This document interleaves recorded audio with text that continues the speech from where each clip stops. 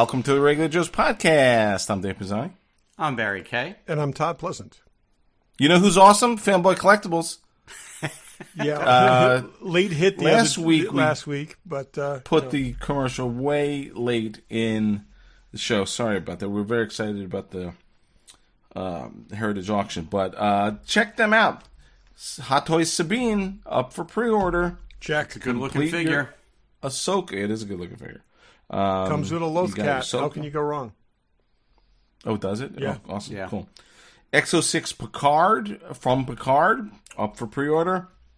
There's a bunch of Batman statues. I'll even say it. There's a bunch of Nightmare Before Christmas stuff, even though I don't agree with that. One of Tim Burton's acceptable movies. I believe so. I've never seen it. Funko Pop Janis Joplin. Yeah. Yeah. If you've been missing that. Yeah. Yeah. But Hot Toys and Sideshow and Kotobukias and those pops, lots of pops, Hasbro, there's all kinds of stuff. They got everything. I hate to say it, the holidays are coming up at some point. It is getting the middle to be that of time September. It was July. Costco already thinks it's Christmas. The trees are up at Costco already. Freaking assholes. Good Lord. It was July a week ago, and now all of a sudden it's the middle of September. So I don't know what to do. But that just means you got more time to shop. So check them out. Make your list. Check it twice. Send your loved ones to... I'm not talking to you guys, because you guys all buy... When I say guys, I mean men and women and whatever. If you identify as something else, that's fine too. You guys are going to buy it for yourself, but you got to tell your loved ones where to go shopping for you. That's the point we're trying to make. And there's nothing wrong with like making a list or sending them links, because then you get exactly what you actually want. Exactly. Make links. Copy links from Fanboy and send it to them. Barry, this is something you've done out. very, very wisely, and it's paid off for you. And I every single time, I marvel at what you get because you ask. And you have to actually tell them. Gotta be they don't smarter know. about. The other thing is, we're not the easiest people to buy for. Everybody knows that. Many of our listeners, like us, are not easy people to buy for because we buy ourselves a lot of stuff. So, I started shopping for you guys in like March this year. Oh, Barry, I think I had something for you, Barry, in February. So there you go. I have no idea. Anyway, so check them out, fanboycollectibles.com. Check them out at their store in Newtown, Connecticut. Tell them the Regular Joe sent you. Okay. Let's do some random. Barry, what do you got? So there's a company called 3210 Studios. I don't know if that name rings a bell to you guys, but that essentially is ILM. That's what used to be. That's the location that used to be ILM. It still operates as a special effects house, model studio, all the same things that they did back when Lucas owned it. They still do. They just do it under another name. Wait, but they're still an ILM. They've just moved. It's not ILM, but they do everything. They still use all the same equipment that was most of ILM's equipment is still there. Their vacuum form machine is still there. The one that they used back in the day, it's all still there. The unfortunate thing is that with the strike going on as long as it has, these guys are going to have to shut their doors, and their landlord is actually talking about like repurposing the space and making it for like warehouse space or something. Like they're literally going to level the thing. So there's a guy named Sean House who is sort of the guy that runs it right now. It's not even, as of right now, it's not even up yet, but they're starting a Kickstarter to see if there's some way that they can raise funds, whether they could either buy the property outright from the landlord or maybe get it zoned as a, historical location or something. Sell us some stuff. Vacuum form us something. Yeah, I mean they're saying that the landlord is just, has been very good to them, so it's not like they're being kicked out. But it's just the nature of nature of the business. They're not making any money right now because the strike has gone on as long as it has, and there's less and less special effects work every year because it's all gone digital anyway. But the original THX theater is still there that George Lucas built. Like they were I'll buy a chair from it. Sell it to me. Well, they were just about to start doing tours and stuff there too when COVID happened. So like they've had a couple of rough years, but Anyway, I heard about this. I've seen interviews with this guy Sean House.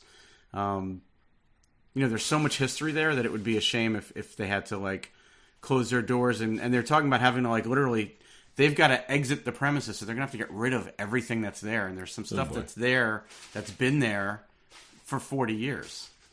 So pretty crazy.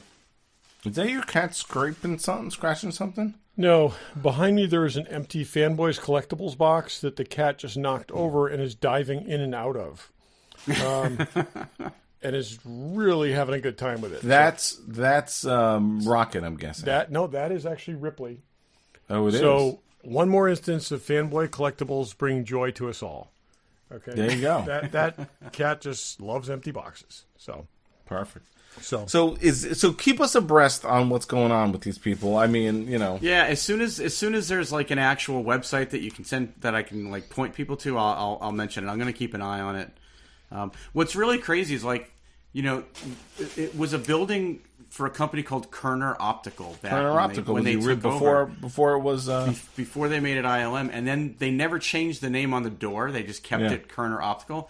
That door is actually at Lucasfilm's offices. The original door. Oh, they took it? Yeah, they took it with them. When I was there a couple weeks ago, I actually saw the door. They have it displayed at Lucasfilm. But yeah, it's a shame. Yeah, it is a shame. J.J. Abrams' company is in the old American Typewriter building, and it's called the American Typewriter. Yeah. It's a good way to keep your company on the down low. I found them, and then some guy came out with a gun because we were loitering around. What do you want me to tell you? Not that they did anything wrong. No. So anyway, maybe by next week I'll be able to give an update on this. Okay, cool. Ripley, what do you got? She's got like a 3-foot long piece of paper that she's dragging from one end of the room to the other. So, according to a couple things I've just read, shockingly, Taika Waititi's Star Wars movie may be dead. Shocker. It's like, why do they keep on doing this? So, again, they just keep attaching names to these films, and then 18 months to 2 years later, they say they're not happening. I don't understand that as a strategy, but it's just, according to one report, they said it just has not moved forward at all, and the other one said that he's just doing other projects. So I hope it's not another Thor. Yeah, I also wonder, travesty. Because there kind of is a trend, like you're doing a Star Wars movie until you have a real stinker, and then you're not doing a Star Wars. You're doing a Star Wars movie till the end of Game of Thrones sucks. You're doing a Star Wars movie till Wonder Woman 1984 comes out. You're doing a Star Wars movie till Thor Love and Thunder comes out, and then you're not. So we suck already. Can't we have one? I know, that's what I'm saying. We pre-suck. It's like, how could we, they can't go down with us. They just need to get that figured out. So, Yep. Dave. So New York Comic Con, apparently there are still Thursday and Sunday tickets left. I don't ever, in the past, however long we have been going and then not going, at least known that there's Sunday tickets left. Yeah, they usually sell out real fast. Yeah. And then I'm like, I think I checked a couple months ago and then I forgot, and then I checked again. I'm like, so Ewan McGregor's there Thursday and Friday. I'm like, oh, maybe I'll go Thursday, but his autographs are sold out. Yeah. So if his autographs were still available, I would go on Thursday. Yeah, I mean, if you told me that we could get Thursday tickets and tickets for his autograph, I'd go with you. But yeah, it's only $200. Yeah, I think that's pretty much a bargain. I've never gotten anything from him in person. Yeah, the only thing I have from him was from Ascendant. So yeah, me too. So, yeah. Anyway, so if you want to go, I don't know when it is. It's next. I don't even think I'm around. Am I? Anyway, well, there's no autograph. If anyone has a Ewan autograph ticket they're not using, let me know. I got another quick thing. So last year Halloween, that Werewolf by Night came out. That was going to be and now they're colorizing it. Like, seriously? That's the big thing they're going to do for Halloween this year, is a color version of it? I was dubious of this at first, and then I read through it, and I'm curious. I mean, I really like this. I like this a lot. At first, I was like, no, don't do that. And then they said that they're basically trying to recapture the old like 50s horror color palette. So yeah. We'll if see. they do it right, it could be interesting. Because that's what they kind of played into the earlier, and then if they go into like the kind of Hammer film stuff, I think that would be interesting. And if you're not interested, it's a half hour of your life you don't have to give them. Was it shot in color and then turned into black and white, or are they colorizing it? I think it's shot in color. I think they're just probably. they're but they're because again it reverted to the color in the final scene. I can't imagine that was two different. It was probably shot in color processes. Yeah, but, I mean, so these days, unless they actually shot it on black and white film. Here's the question: unlikely. in the final scene, will it revert to black and white? That'd be interesting. So that could be a fun twist. Yeah. I got one. Any other rant? One other quick thing. Make sure I got his name right now.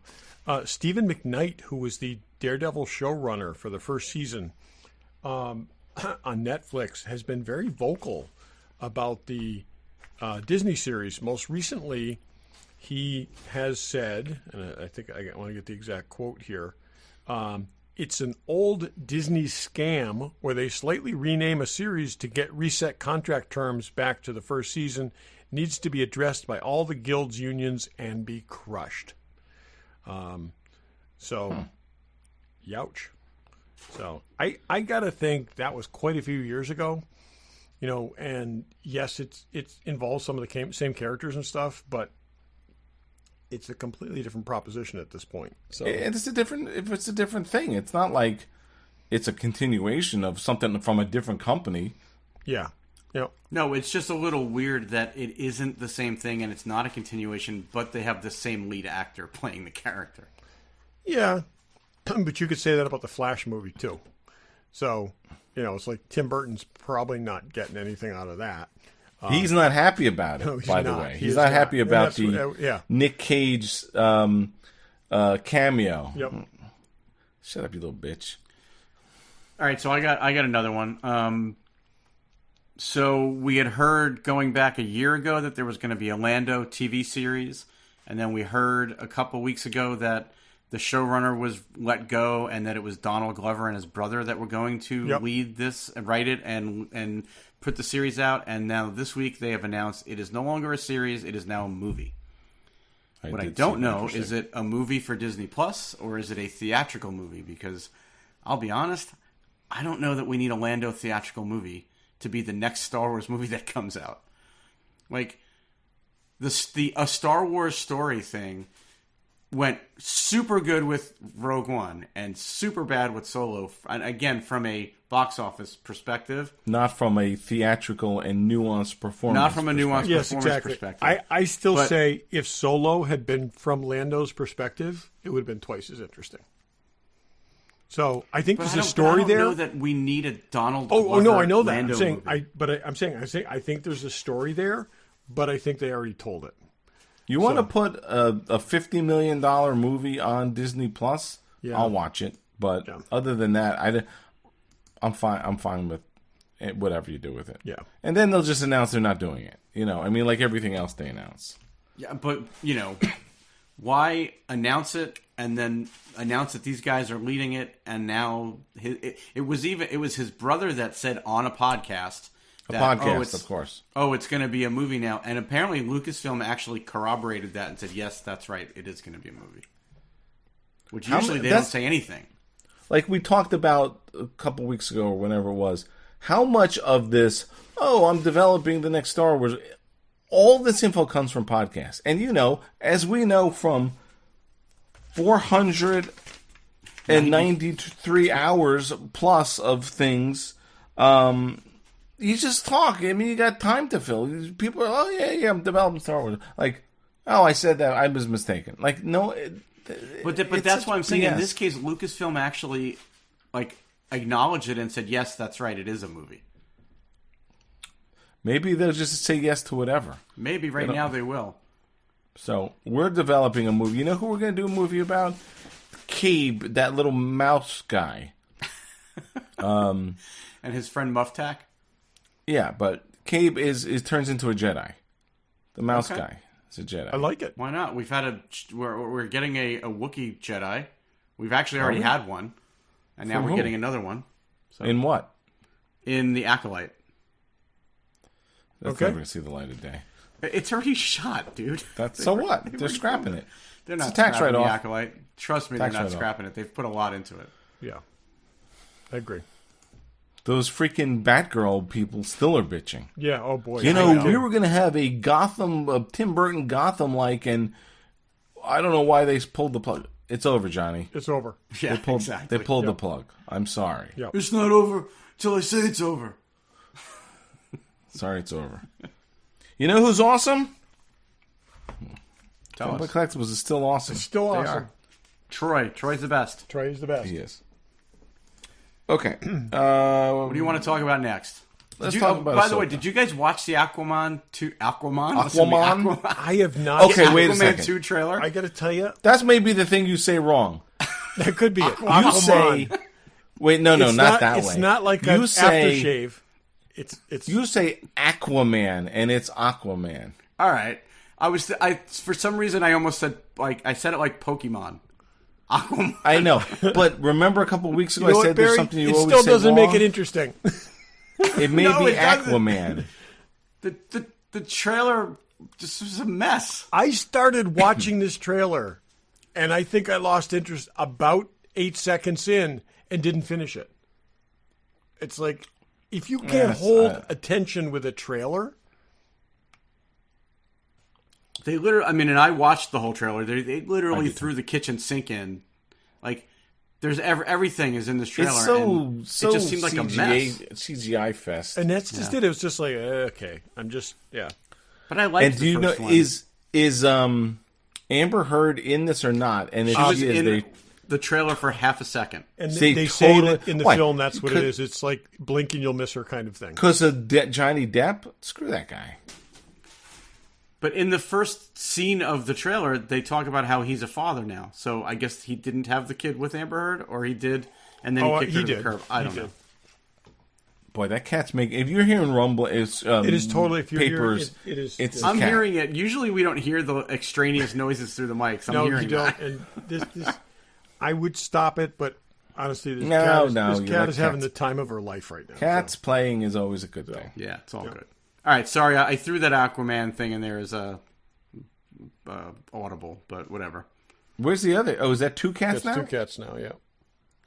So the darker one of that's them walking petered out, is, just lying is, down on The Is laying Rocket? down one is Ripley, and the stalking one is Rocket. So There we he's go. coming around to attack from the other side.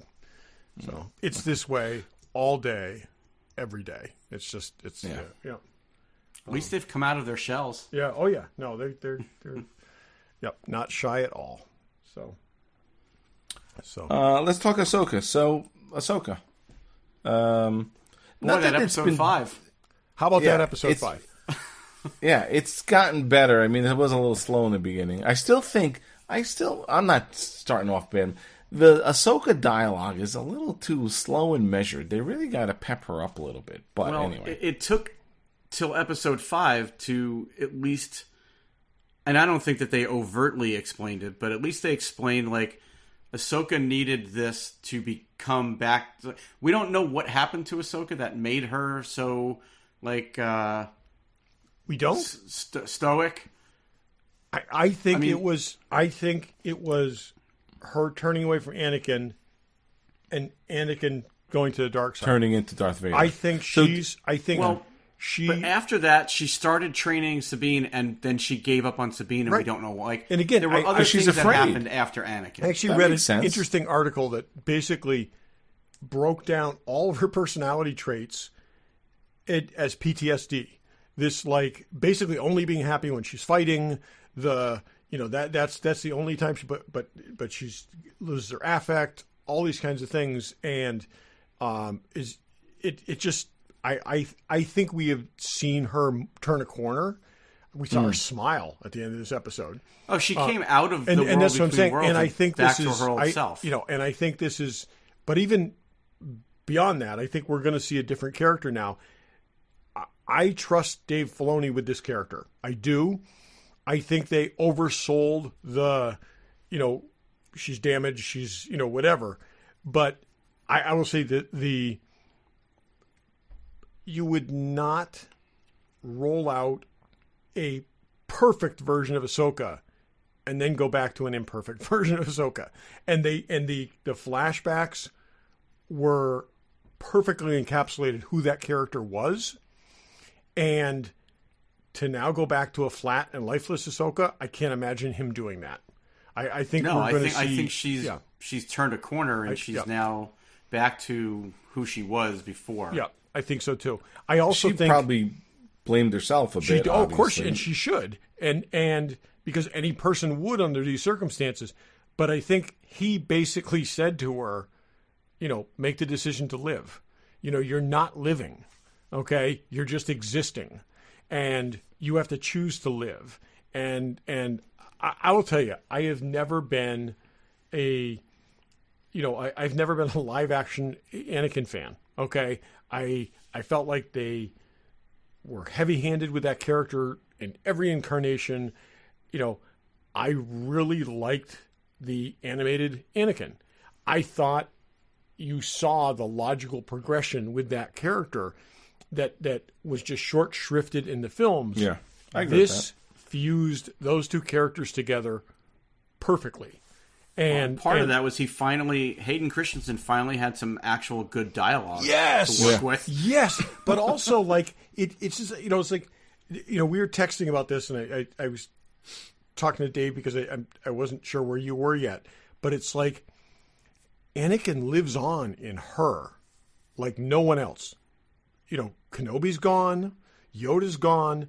The one that knew him best at this point is her, and she knew the different versions of him, and tragically knew the worst version of him, and that's got to mess somebody up.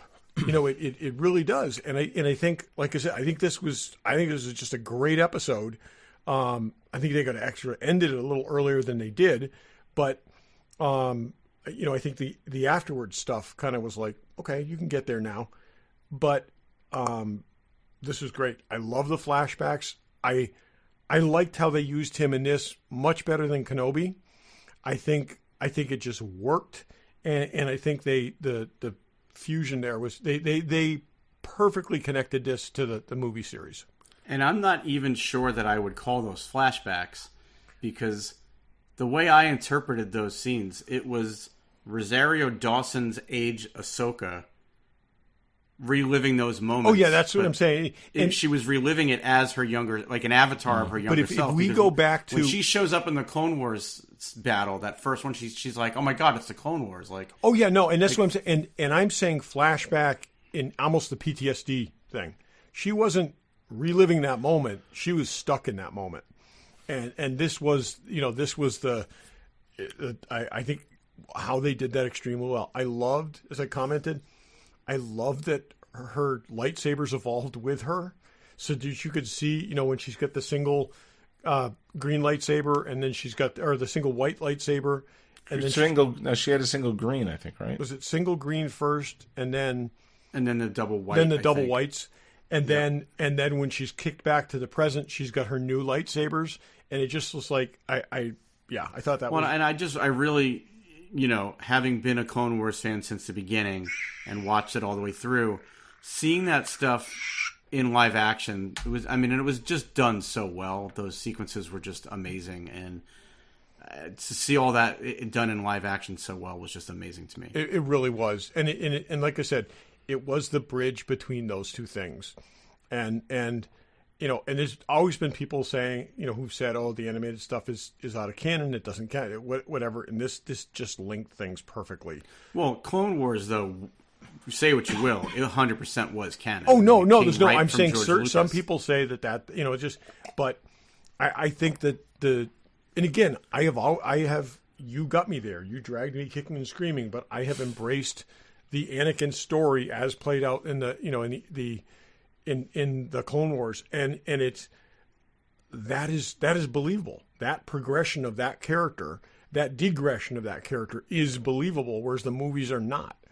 And I loved seeing Hayden in the Revenge of the Sith look, and then in the Clone Wars look with the short hair and with short the hair. armor They did short hair. They slimmed down his boots. They did. Yep.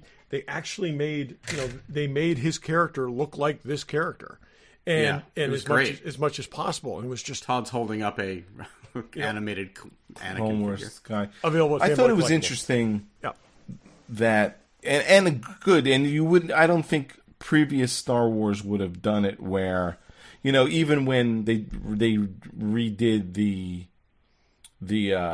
Return of the Jedi and stuff, and they stuck Hayden in there as Anakin, as opposed to like Sebastian Shaw or Sebastian Stan or whatever his name is. Not Stan, Shaw. I know. Like, he reverted back to him because that's when he was good. But, old Star Wars would have been like, Anakin is no longer Darth Vader, and he's just the good Anakin that he was. But he still has Darth Vader in him, but has overcome that in the afterlife or whatever, and sort is able to overcome it. He's able to tap into it, and he's then able to tap into it, and he use kind it. of had to ground himself. There was that scene where he as had opposed to to ignoring that, and I thought that was awesome. I took this as being both in her head and outside of her, and we're working from her frames of reference, and these are her frames of reference. Okay, there's three Anakins for her. There's the Anakin who was her master, the Anakin she pulled away from, and then the man he became. And the flashes where he became Darth Vader through the fog were just chilling. And that was awesome. It was really so awesome. Almost. It's still not on the par of the end of Rogue One, but close. Yes, as to how cool but it was. I'm saying we didn't need to see her fight full on Darth Vader, but. But at least he had the yellow eyes. Oh, those eyes. Oh yeah, well he had the Sith eyes, and then those flashes to Vader. And when it flashed to Vader, everybody around him disappeared, and he had the red saber, and then he I was just so good. And when they, I think they even and I've watched this 3 times now. I think their movements were influenced by the animated. If you watch them walking through the fog, the way they the way they walk, their strides, the way they use the lightsabers, it's very, very different than just in the regular film. And it's also, I think the camera angle had a lot to do with it.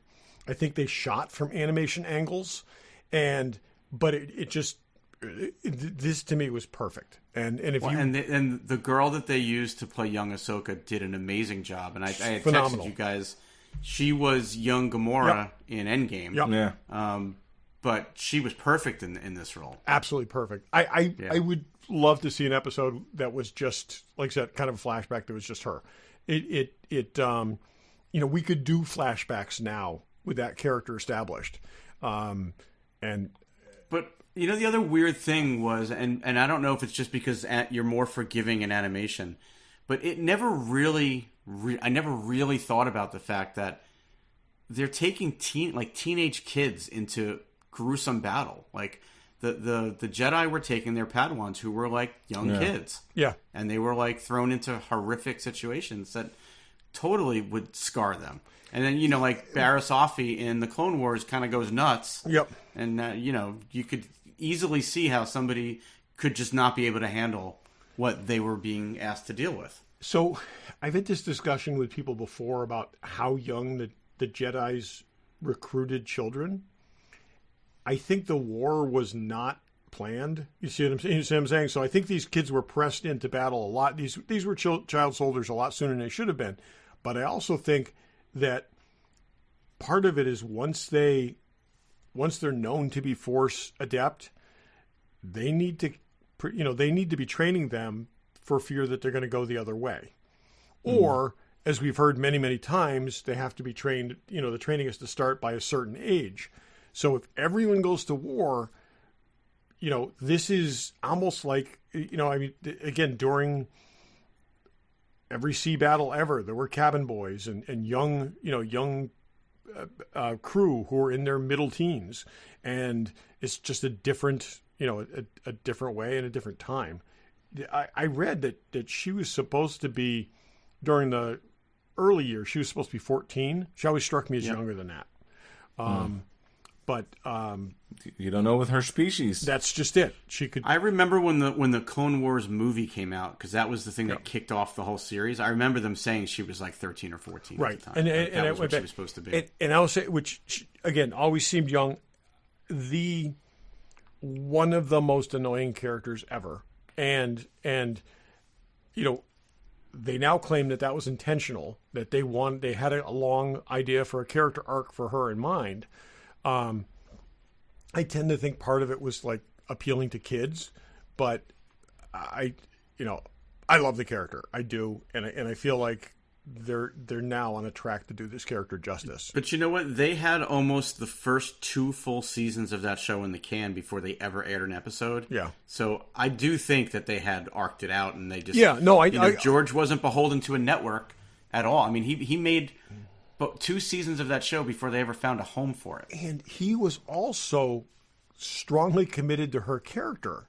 And people were saying, well, Anakin didn't have a Padawan. He's saying, show me where he didn't. And it was like, there were gaps in there. There were gaps in that story and places that could have happened. And these, those movies were based on, stretches of events, and they wove masterfully through that. So, she for those movies is an extraneous character, but she's not for that. And I honestly think, as they've developed it, probably one of the most tragic relationships in all this universe is the two of them. I mean, you can't watch this entire story arc and not think that without her influence, he would have gone a different way. Mm.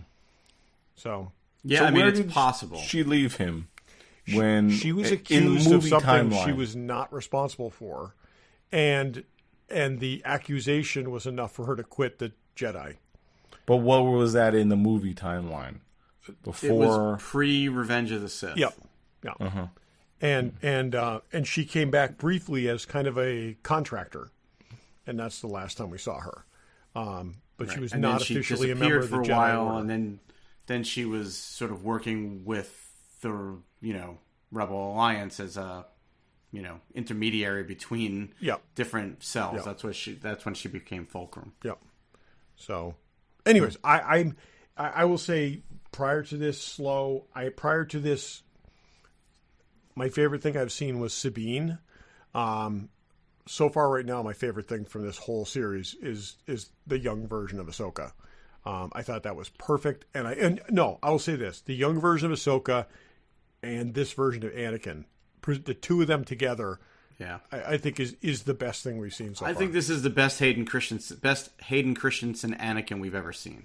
I feel that way too. I really He's do. never gotten a real a fair shake. I just wish that we could have gotten here earlier than episode 5, because now they've got 3 episodes left to wrap this whole thing up. Perfectly captured the kind of nuance of that character. The last grin that he gives her, okay, when he just kind of smiles, it's like, God, it's just Did we think we see him again?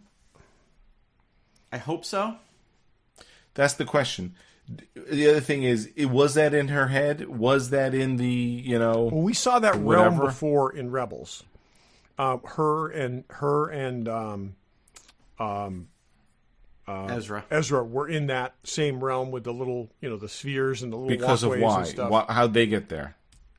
Ezra was there, and while Ezra was there, he was like through a portal. He saw Ahsoka and Anakin or Vader fighting.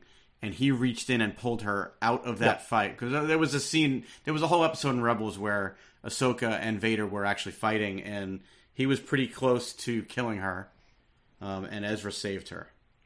So is that the same place where, Obi-Wan lives in Empire? And they're kind of saying that maybe because Filoni's done a few interviews over the years where he's talked about this world between worlds, and he has said that there have been other characters that have been there, even if the visual representation wasn't this black space with the platforms like that. Yeah, it seems to be like an in-between space, and things happen there, but they... In theory, if you're Force Ghost Yoda, you probably can go there.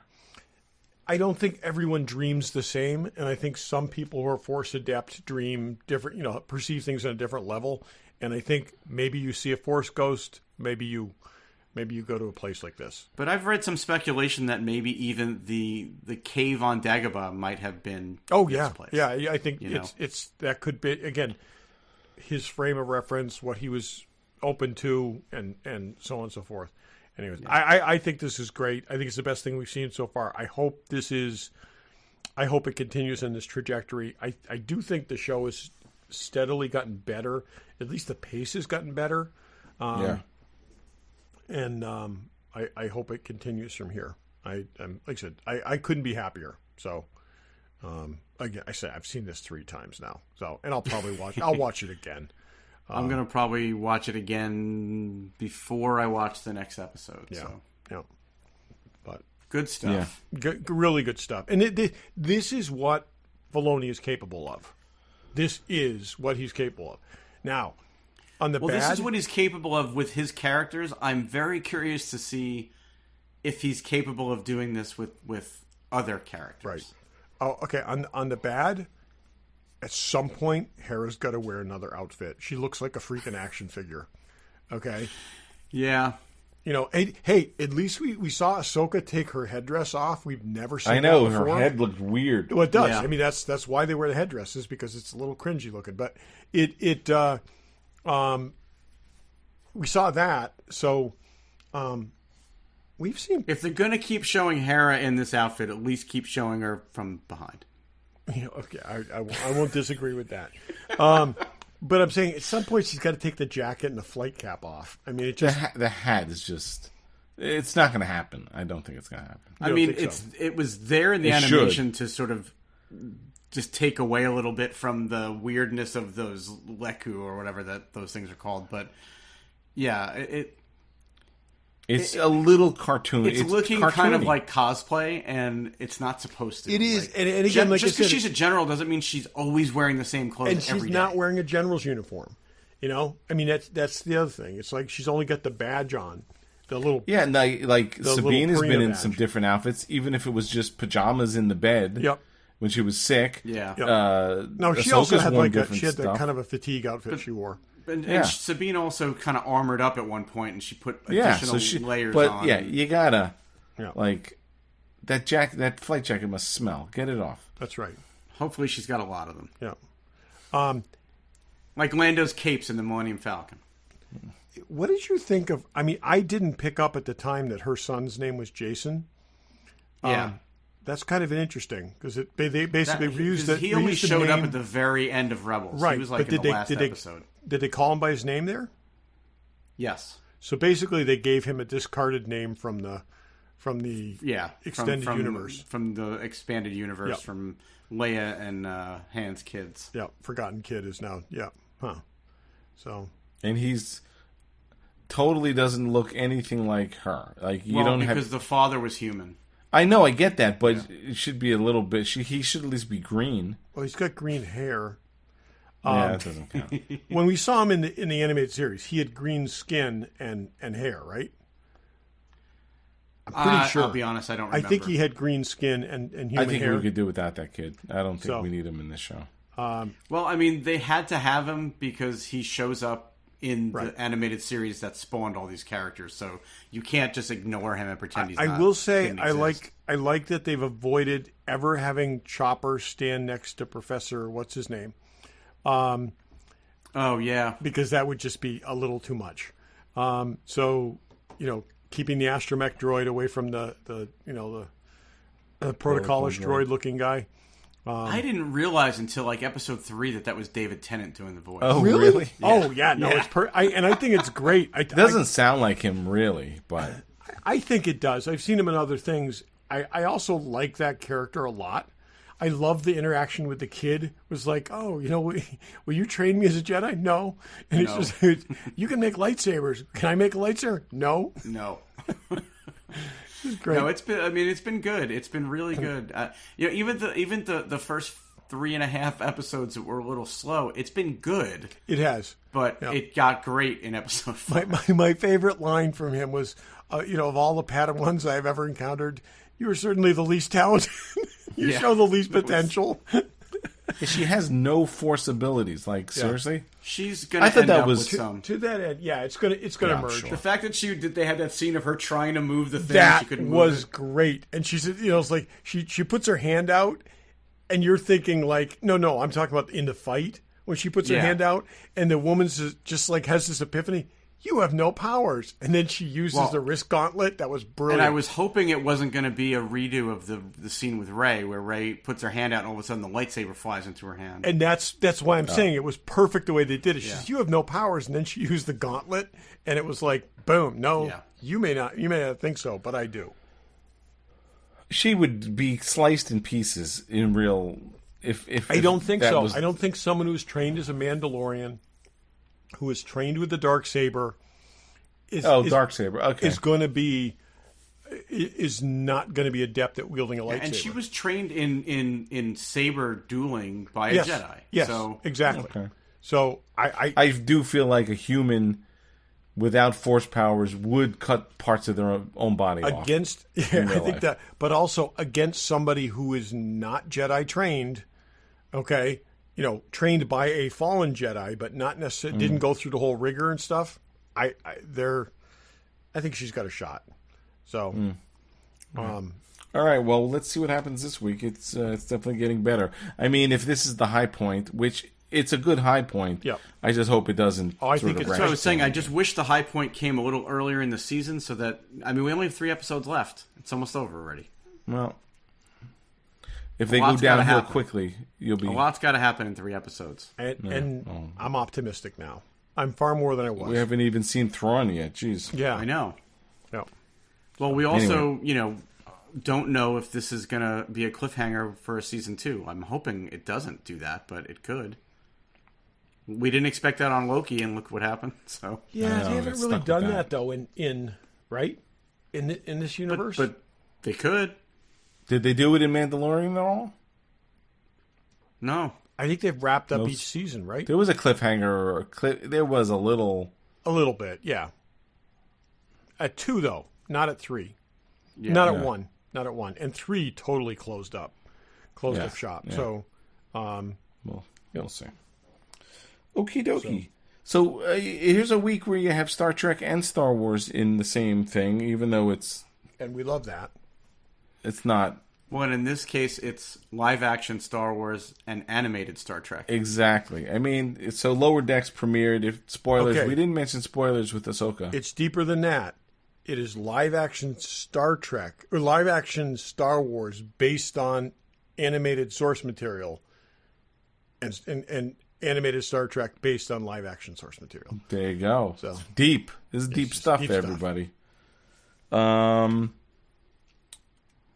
Yeah, it's good. You know it's the same. It's fun. I mean, it's fun. It's not. It's not to be fun. It continues to be. If we can start with that first episode, the Voyager episode, what this show does perfectly is just taps into the utter absurdity of Star Trek, and that you can, when you're watching it, you can kind of tamp down as you're watching it, but when they're going through the Voyager, the actual Voyager, and they're like referencing all these absurd things. It was just awesome. Yeah. So I mean, I've seen all of Voyager once, and I've seen a few episodes more than once, so I don't necessarily get all of the Voyager deep references, but I enjoyed it. I mean, I still had fun with it. The little animated alien things that the crew were turned into, the little lizard things, that was brilliant. I love the Tuvix thing, which by the way, longtime listeners will remember, we did an interview with Tom Wright, who played Tuvix. In fact, my 2 co-hosts may not remember that, but yes, we did. We did. I think it was our second year. Oh, the Tuvix is fun. Like, let's just lean into Tuvix. Oh my God, just take absurd. This, and then, but also, everybody just be like, "Oh, Janeway killed him." It was one of the more morally questionable decisions that she made. And but what's she supposed to do? The other 2 people would be dead then, But not only was it that, but then they just kept adding crew members into it till it became a giant blob of arms and legs. They got past that by just making it more and more absurd. Yeah. It's fun. I've grown to enjoy it. And they got promoted. Well, I love how Boimler's the promotion stuff. Yeah. Yes. The promotion. Boimler's finally gets his own room, and it's the worst. Several of the but worst he doesn't rooms realize on the ship, that, which would make He sense. doesn't realize that it's an easy fix to it. I just love that. He's like, oh, it's right next to the cell. It's like How about every time ever he had an changed apartment rooms? next to a neon sign, but it's that was. I great. just loved how every time he changed rooms, he was setting up his Star Trek action figures. Yeah. brilliantly.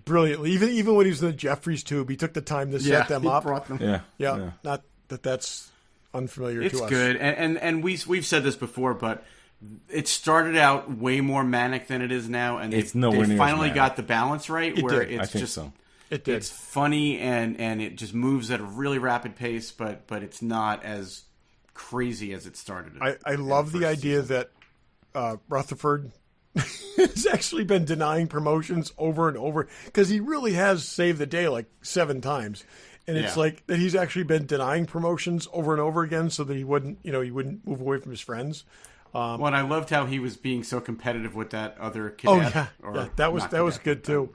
Junior officer. Yep, that was everything about it was great. I've really enjoyed it so far. What are we, 3 episodes in? You guys haven't both finished the 3rd episode. I haven't finished I've watched all 3. Yeah, I haven't finished the 3rd episode. The 3rd episode is great in that it taps into this, the recurring theme of the computer that's basically operating a world and the people are subservient to it or happy. I with figured it. you would enjoy that one just because of the whole like rebooting stuff and software updates and all that. And I love the room with all the relics in it, including the really creepy. The box with the face on it.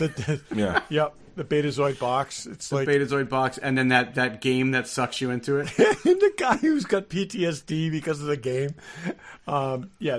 It's like I said, it's good. It's very good. Again, it's very deep Trek. If you love Trek, and you can embrace the absurdity of it, if you can laugh at something you love, it's terrific. I really like the Vulcan character. Did either of you watch the Star Trek Day half-hour thing that was hosted by Jerry O'Connell? Which was terrible, by the way. Not worth watching. But they referred to Lower Decks like 4 or 5 times as adult-themed animation, which I guess because they curse but they bleep it out makes them say it's adult-themed. I don't really necessarily consider it adult-themed. I don't think kids are watching I don't think it's made for kids. I don't think they get the references, but no, not at all. I was just saying, I like the addition of the Vulcan character. I like that, she's basically the female? now she's the baseline. It's like she's constantly playing. Yeah, that's and I loved how they introduced her last year with, she is just like probably closer to like what a normal Starfleet person would be, but which makes her wildly emotional and erratic to the Vulcans.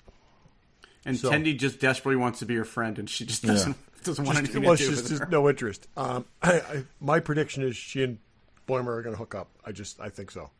Could be. So, so have either of you watched the other new animated Star Trek, the very short Treks that are being released? So I saw the first one. I have not. The Skin a Cat? Yes. Yeah. I was laughing out loud. That was great. It was great. Dave, you should watch it. I'll watch. It's only 3 minutes long. It's on YouTube. Yeah. But so there's another one now. There's a second one which I haven't watched yet. Okay. But there's one called Skin a Cat and there's one called Holiday Party. But the Skin a Cat one, it's in the animation style of the animated series from the 70s, and they even have the female cat, the feline character. Yep. And at one point, the captain says he's using these like euphemisms, and he goes, "There's more than one way to skin a cat," and she just gets like all offended at him. Why would you say, "Do humans skin cats?" And then he says something else, and it's like, and it just spirals from there. He just ends up offending everybody in the entire bridge, and then he realizes like there's characters on the bridge he's never seen before. How long have you been here? Did you move your station onto the bridge? You just moved. Wait a minute, you control the water? Why do you have a station on the bridge? It's very funny. It's really definitely funny. worth, and they're short. They even call them very short treks. I knocked off the first 2 episodes of the original animated series this week. I'm going to rewatch the whole whopping 24 episodes. I'm going to rewatch that all this year for the 50th anniversary. I rewatched it a couple of years ago, but I love it. One of those is one of my favorite Trek episodes, and so I think this is cool. I like that they're acknowledging it.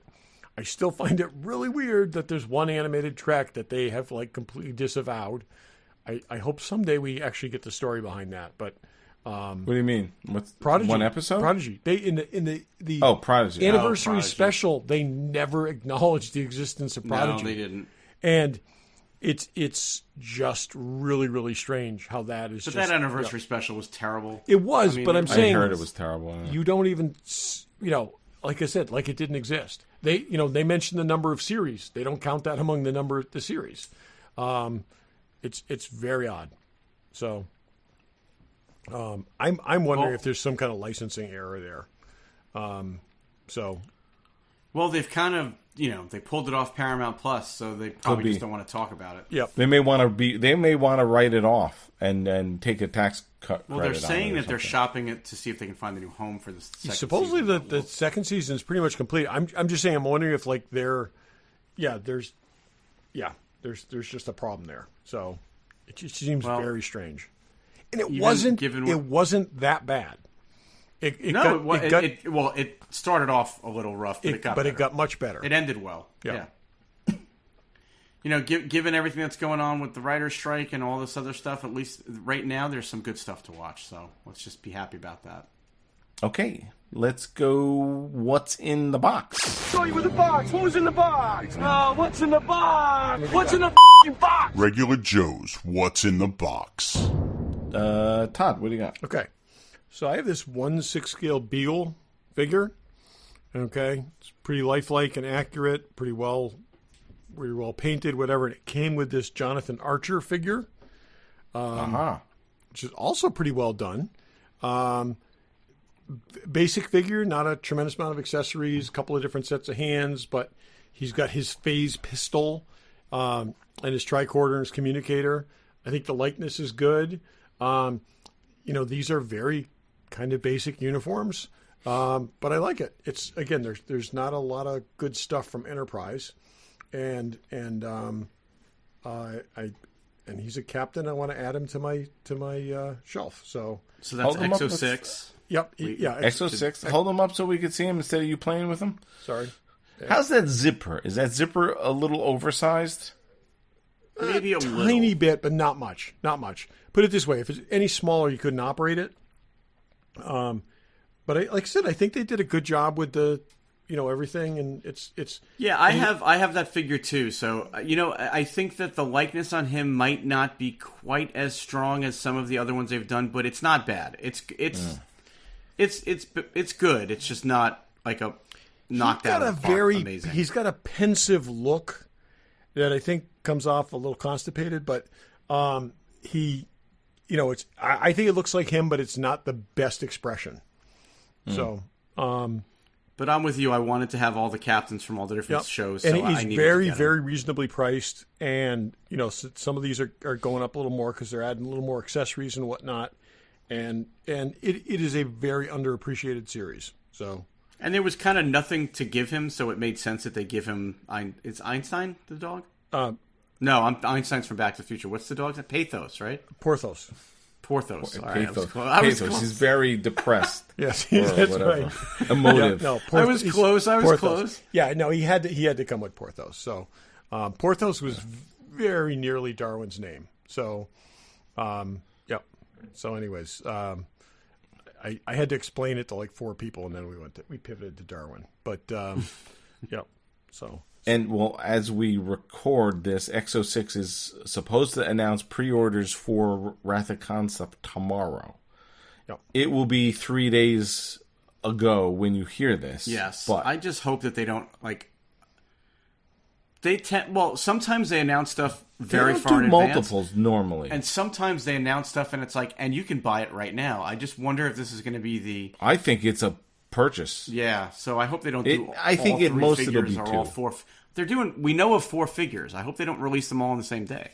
Well, I hope not to, but we know of 4. we'll know tomorrow. Kirk, Spock, McCoy, and Saavik.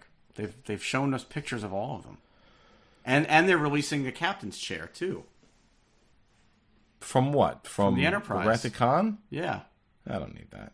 That was a I'm not saying design. I need it, but it's another item that they've said that they're putting up for sale. The Picard chair is out. Yes. And available on their website. I don't need that either. But, if they release those 4, are you getting all 4? I'm just getting Kirk and Spock. I'm going to get Kirk and Spock. I don't need Saavik. I don't need Saavik, but Kirk, Spock, and McCoy all in those red outfits. Yeah, but you can do Kirk and Spock. That's a Kirk and Spock movie. They are McCoy's cool. I will say about the Picard chair is that weren't an inch and a half lower than the Kirk chair, I think it would be very cool. I wish it came with some kind of base that made it put it on the same. And I know the Kirk chair is accurate and it sits up higher, but it would be weird putting them in the case together and having that sitting. You know what I'm saying? They wouldn't be sitting on a parallel with each other. I don't think you fit them in a case together unless you have a bigger case than a IKEA one. Yeah, no, but, I have a bigger case that those sit in, but I think I think having the two of them together would be cool, but you can't really, you'd have to come up with a riser. Yeah, for my personal display, the captain's chair is just Kirk's chair. I don't need anybody else. There was nothing iconic about. If they released an Uhura and they gave you her chair, like that would be cool. I'm surprised they haven't done I would that. like that. One of those, the bridge chair with Uhura, and because that would be a neat, have her kind of turn half sideways with her whole finger to her ear, and with the earpiece. That would be very cool. We've never even seen a mock-up of Uhura, right? They haven't even done a prototype of her. Yeah, no, there's got to be a reason for that. Why would you do? Why would you do Kira, 7 of 9, potentially? Because they Saavik. all have long sleeves and long pants. Saavik. Oh, you think? Janeway. Janeway. I think it's gonna. I think it's the elbow and knee joints maybe that they're trying to deal with her. I bet it's something else. It's probably some kind of. I bet it's a licensing thing or something. But it's be curious if the Wrath of Khan, do they come with like the excursion jacket? I have only seen McCoy wearing the excursion jacket, and I'm wondering whether that's the thing. No, Kirk. Oh, in the figures. Yeah, that's what I'm saying. I've only seen that. That would McCoy. It'd be like you got to buy McCoy to get the jacket. Meanwhile, that jacket's in the auction, and they said they were not. They made like 3 or 4 of them. Yeah, and that'd be sweet to have. Anyway, Barry, what's in the box? I also have a 1/6 scale action figure. This is Hot Toys Black Panther, the most recent release that they did that has the Chadwick Boseman likeness. I mean, the head sculpt on it is great, as you would expect it to be. I'm trying to get him close enough to the camera that you guys can see it. But, I mean, the head sculpt is great, and I think the proportions are right, although the chest seems a little big. It does seem a little big. And what is this from? This is from the first Black Panther movie. Or from the first appearance of him in... What was he in first? He was in Avengers, or... No, he was first in Civil War. Civil War. Yeah. Is that new, or it's an older figure? Oh, it just came out. It's brand new. Oh. What is the box? Do you have the box there? Not handy, no. But they made a Civil War, and they made a Black Panther. I don't know what that one's from. That's like the old style helmet too. That's interesting. Yeah, this is the helmet that, I mean, there's another head too that you can put on instead, or you can put that mask on. Oh, wow, you totally can't do that for mine. Yeah. And he's got this big honking shield, which is cool. It's a good figure. I didn't have a Black Panther, and all the ones that came out sold out immediately as soon as Chadwick passed away. So the fact that they released another one at least gave me the ability to put a Black Panther in my display case, which made me happy. I'm okay with this figure. I think my biggest concern with it is just the material on the uniform. I think if you put him in any kind of dynamic pose at all, I just worry that this uniform's not going to hold up. It's all that like rubbery material. Yeah. If it sags, you use a hair dryer on it. I mean, what's cool so is this that, is the original suit And so they've articulated the toes on it so you can get them into like a lot of cool. I mean, there's a lot of articulation in this, more so than the average figure. But yeah, so this is the original suit, and the previous release from Black Panther was the later suit. So this is like the nano suit. Right, exactly. So it was this is the original suit, but it's the head sculpt on it is fantastic. Yeah. So that's really what you need. All right, Dave, what's in the box? All right. I've got something that I did buy, and I think I mentioned it in passing from a previous Heritage auction. You mentioned it, but you did not tell us or give, I know. give us a hint. It took me a while to get it, and then it took me a while to actually open it and deal with it. So this is something I wanted for a while. Hopefully it won't fall. This is the Icons Lost in Space first season phaser. You can't wow. Ooh. Look at that. I've seen, and those are all signed right by Billy Mooney. Well, that's the thing. I always wanted one, and I knew they made a series of these back in 1998 of unsigned ones, and those go for a decent amount of money. Then this one's signed by Jonathan Harris, which I was like, that's there's also a Billy Mooney. Yep, that's the one signature one. With, yeah. I didn't even realize there was a Jonathan Harris signature one until I saw it in the auction. There were actually 4, definitely 3 of these in the auction. Maybe a 4th one. One was the unsigned one, but the background was signed by a bunch of Lost in Space people. That one went for a lot of money. I didn't like that one because the signatures are on the thing. Right. I think there was a Billy Mummy one, and then there was this Jonathan Harris one. This was the 3rd one. So while I got it cheaper than the first 2, I probably paid more than I wanted to. But I've always wanted this thing. Is that mounted in there, or can you take it off the display? Yeah, you can take it. It's just sitting in there. Let me open it. They actually engineered it pretty cool where, I hope it doesn't fall, the top slides off. The whole sort of case slides off. Oh, that's really cool. That is cool. And then I'll just put this down. I think these are metal. No, they're plastic. It sits in the plastic thing. And then this thing. Now this has electronics. The battery compartment is a little messed up. And I did test it. I'm not going to put batteries in it. The lights light up. There's not batteries. But here it is. It's nice. Very... They must have sculpted this, like carved this out of wood or something. It's very out of proportion. You can almost, I don't know if you could see it, but you can't really see it. What is the lineage of that? Is it sort of like cast off or scanned off an original? So I think it was, that's what they said. But the original was a Remco water pistol. Yep. Like this whole part, except for this thing, and then this was added on, and then the doodads were added on. So it was actually this was only used in the first season. So really, you probably don't need the one that you 3D printed previously, right? Because now that you have I didn't 3D print this. I 3D printed the second season. Okay, too bad. Why do you want that one? I'd totally take that one. This you can't have it. I need that. But why don't you just print it? Because yours is awesome. Like, anyways, I could print it. I think I still have those files. Yeah, I love that gun. Yeah, I love that. Mine's still not. That's a little. The second season's a little simpler, a little more streamlined, right? Yeah, it's much more completely different. Yeah. But I modeled that in Tinkercad. I don't think it's exactly accurate anyway. Yeah. But we could print those up. But anyway, so I can show you the autograph up close. I was like, oh, Jonathan Harris. This is an artist proof too. Artist proof 6. But it's got a nice clean signature and everything. Is nice. Yeah, I mean, you'll have to tell me off the air what you paid for it. I'm curious. Yeah, more than I wanted to. It's one of those things where I'm like, oh, wow, this is going well. I'm like, oh, this is nice. Was it a bidding war, and that's why you had to pay more than you wanted, or? It was a little bit of a bidding war. Did you hurt Brian badly? What? I said, did you hurt Brian badly? No, I don't think. I want to show. I bet he has one. He's like, oh, I can have that. You know him. He's got it. He's got all kinds of stuff we don't know about. Anyway, that's what's in the box.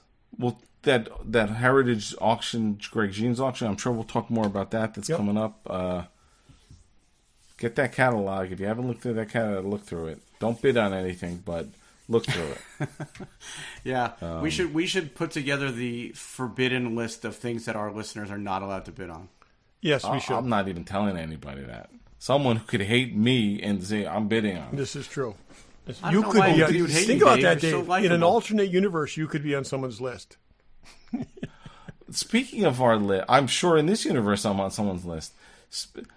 One of our friends and listeners, Whitey, it's YT, by the way, posted something on Instagram, a picture of Maggie Gyllenhaal. I was like, why does this make me think of the regular Joes? And I responded, I'm like, I believe she's officially off the list because I don't think I have my issue with that character. It's nothing against her. I don't think she deserves to be on the list. See, it shows growth, Dave. It shows growth. I have the ability to grow. Dave is trying to avoid being canceled. That's right. Brett Ratner, I think list. Barry just encapsulated that. We can stop now. Kathy Kennedy, list. Right? Yep.